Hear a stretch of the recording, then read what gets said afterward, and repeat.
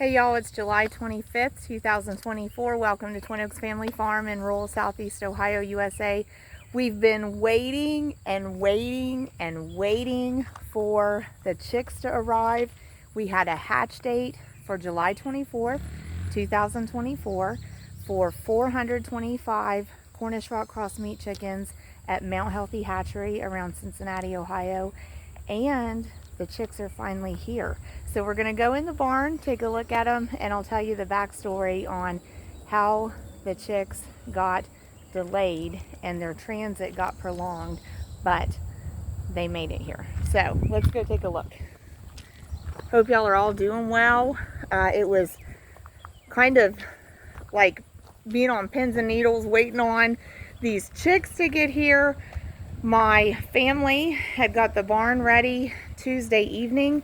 We actually had a previous flock of meat chickens here until Monday morning, and they left for processing Monday. So then we had to get the barn ready. That flock was 419 chickens. So you can see right here are some of the shipping boxes that chicks were in. There's some more shipping boxes that chicks were in. And we have a short wall built up out of some scrap lumber and completed with our livestock crates for poultry, just repurposed. And we're gonna look over the short wall and take a look at the chicks. So we did order 425. We do actually have 432 in there. So pretty typically from the hatchery, we get a few more chicks than were ordered. So that's always nice in any size group of chicks that you have to have a few more than ordered. So some details on what's going on with the chicks here. So even though their hatch day and intended delivery date was July 24th, 2024, move-in day ended up being July 25th, 2024. So we're going to call July 25th day one. And they are only scheduled to be here, actually, we're only scheduled to be here for 35 days. So they'll really only be on premises 34 days. And thinking out to the end with meat chickens, something that we do is feed withdrawal at the end of production, 12 to 18 hours before they go to processing for poultry. So these will actually only be on feed for about 33 days. But that should be enough time to get them start to finish. The goal is going to be to make sure we get at least 10 pounds of feed per bird into the flock between now and day 33. And interestingly enough, if this flock of meat chickens was on a 6-week schedule, we would have the same target feed consumption goal, 10 pounds per bird, but we would have an extra week to put that into the birds. So we'll pace it differently is what will happen. We'll pace the feed schedule differently for the flock based on their 5-week production length than we would if we were trying to have them in production that extra week. So before we talk a little bit more about this flock, want to kind of let you use your imagination for a moment. So like I mentioned, we just moved a flock out Monday. So you think of those birds over there, 432, when they are 4 weeks in the future, they will have grown to the point that we won't have any short wall in the middle, we won't have any obstructions sitting in the floor space, and they'll have all of about 25 foot by 30 foot, and they'll still have adequate room on the floor space, but in general they will fill it. Okay, so they're going to grow a lot in their production length. But particulars of what's going down now, it's mid-afternoon. These chicks were moved in about 8 a.m. It took probably close to 2 hours for one person. I was by myself unloading them to go through the process and technique that we use to move them in. When they move in, We want some temperature control because we want ambient conditions to their liking. So they needed about 95 degrees Fahrenheit. So we did have these same heat lamps on when we moved them in that are on now. There's about 8 heat lamps on, and we still have 4 that we could add if needed. So we had those on, and we also want water down on the floor. So we had water down. So the move-in procedure involves taking the chicks out of those boxes one at a time, counting them, dipping each one's beak into the water tray, and observing that it gets a drink, and then releasing it into the space. So that was done for every bird that is in the brooder pen, okay?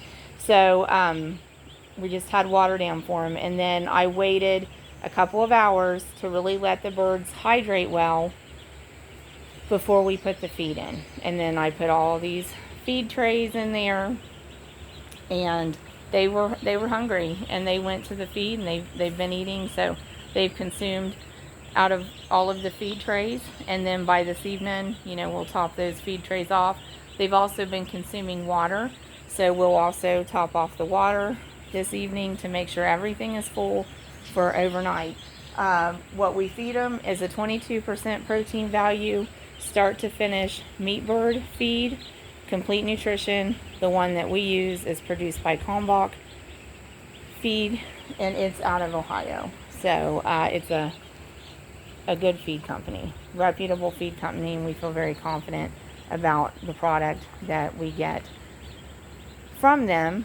It originates from them. We work with a local feed mill that is a Kalmbach feed dealer to get it, but it is made right here in the state that we live in Ohio. So that's how it goes for us with the moving the chicks and the resources that we have in the timeline that we get those resources to them. So, water down when they move in, attention to ambient conditions, ambient temperature, and then let them get hydrated, and then give them feed after they've had a chance to gain some hydration. So that really helps mitigate the stress from transport, and helps to get their digestive tract working, so that not only can we get the food in, we know that the bird has a good opportunity of its digestive tract to be working correctly to utilize the feed and get the waste out. So what we'll finish up with here is just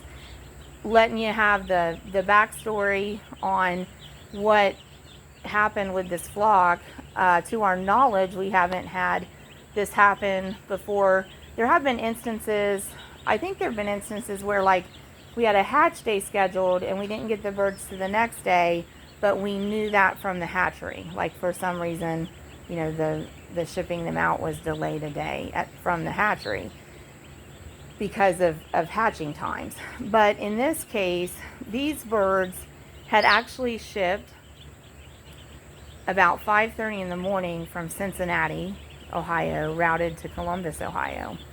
So ultimately, they were trying to get to a small local postal office in Southeast Ohio.